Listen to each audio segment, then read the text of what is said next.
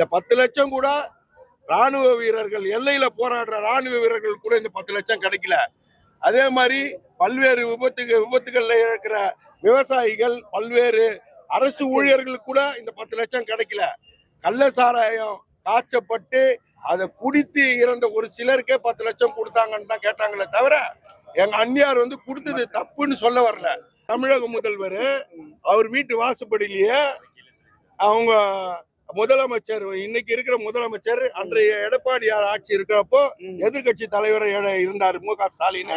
அந்த கனிமொழி அக்கா இருக்காங்க பாருங்க, எம்பி, அந்த அம்மா எல்லாருமே சேர்ந்து மனித சங்கிலி அமைத்து கருப்பு சட்டை அணிந்து நாங்க மதுக்கடைகளை நிரந்தரமாக மூடுவோம், எங்கள் ஆட்சி வந்தால் நாங்க மதுக்கடையை மூடியே தீர்வோம், முதல் கையெழுத்திடுவோம் சொன்னார். ஆனா இன்னைக்கு வரலாம் அது நடக்கல, நடக்க போறதே கிடையாது. எந்த பிரச்சனைகளாக இருந்தாலும் இந்த மூவர்ண கொடியோடு இந்த மக்களுக்காக நாங்கள் அணிதிரள்வோம்.